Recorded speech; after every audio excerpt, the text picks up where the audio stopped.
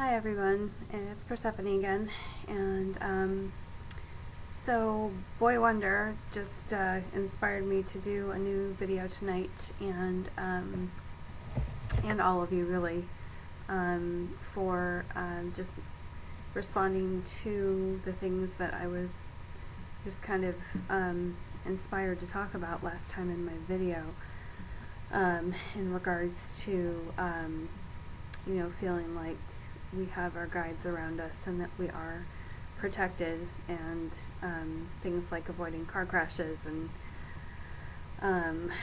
it just, they're there in a big way, and it really helps me to hear that other people, other family members are having the same and have had the same experiences, or similar anyway.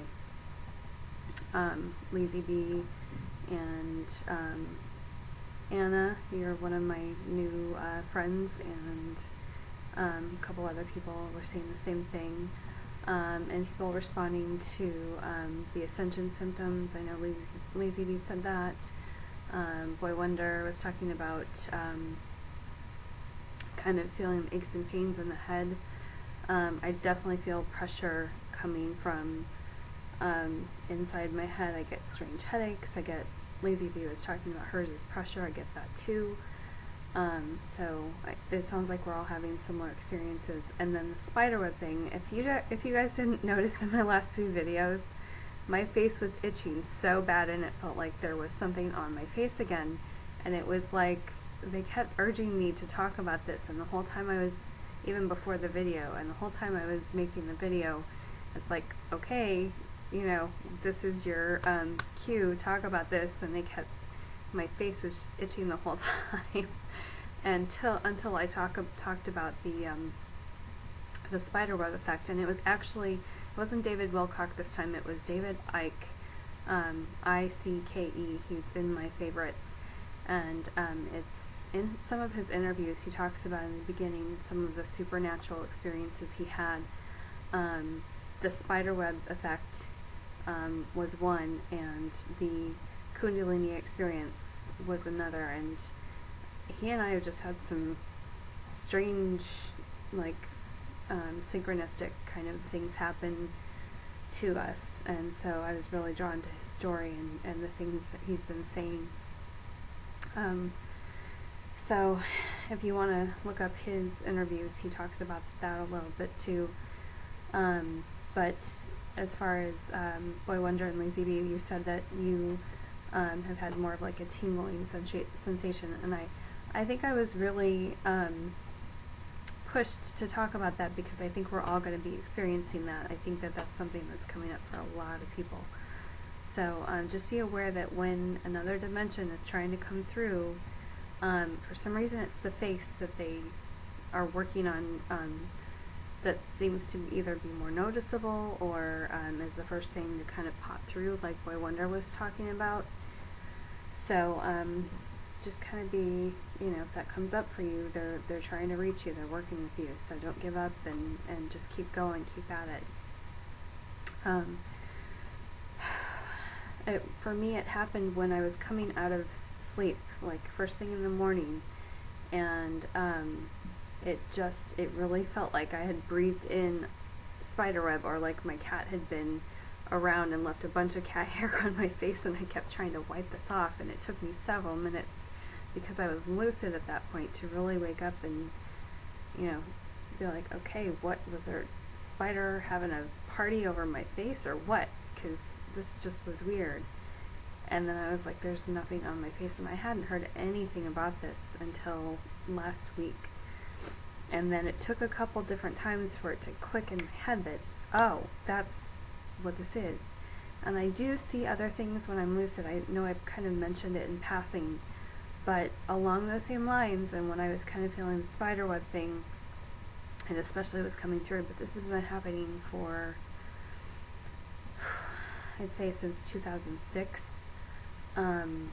when I am in between dream states, or dream state and waking state, I will open my eyes, and it's like one I'm underwater. One scene is like when I'm underwater and I'm seeing these shapes float through. It's the only way I can describe it, because they're floating and it's like they're in water, and it kind of looks like things you might see under the microscope, but they're big. They're like this big, and they're like almost like Christmas tree ornament size, and some bigger. But they're floating around, and they're really translucent. There's no like full-on color to them. I just see them clear, like see-through, almost like glass, but not. And they'll just be floating around my face, and I'll bat my eyelashes expecting them to go away, because I'm just thinking I'm dreaming, and they're still there. And that does take me a good 30 seconds to a minute to come out of before I stop seeing them, because I start to freak out. I'm like, where am I? What's going on? And these things are still floating for quite a while. So that's one thing that has been coming up for the last several years. And I know that's like I know now that's like an interdimensional thing. As we shift, we're going to start to see and feel all these new things. And then also I do see, when I'm not seeing the underwater kind of scene, I'm seeing spiders in the same translucent, they look almost like glass, but they're not, and they'll be hanging down from the ceiling, and they're pretty big. I mean, they're, you know, like pretty good size, a few inches across. My cat's saying hello. Say hello.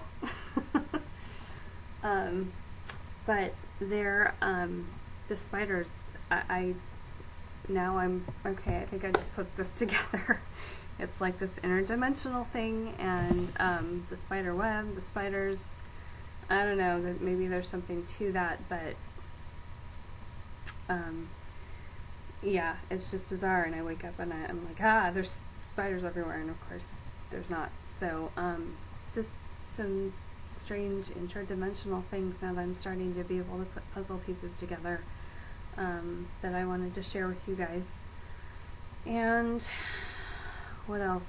I just kind of talk about things that come to me, or that are kind of given to me, or that have inspired me in the past. Emily, I think you had said, you know, you wish you had some meditation classes to go to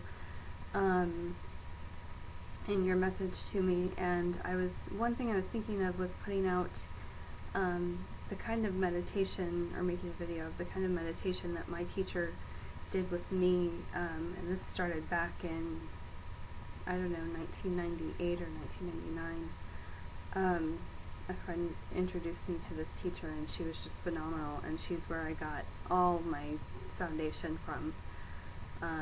Just the basics on meditation protection. I'm glad to see a lot of you responded to that, or felt the same way. Jen, that you usually do protection for yourself before you meditate. That's great. But yeah, definitely everybody, if you don't have that kind of a foundation, go back to my last video where I talk about, and I'll mention it again, just make sure you're surrounding yourself with white light. That's the very, very basic, and then there's things that you can say. I surround myself with the brightest white light of the universe from the crown of my head to the soles of my feet, and really visualize it. Surround yourself in a really brilliant white light. The dark has to run from it. They have no choice. They can't stay with you if you're surrounded by white light. So anytime you're starting to feel like there's something negative, or there's something I don't want around me in my meditations, or just even sleeping, you know, going to bed at night, try it and practice it, and see how it feels for you.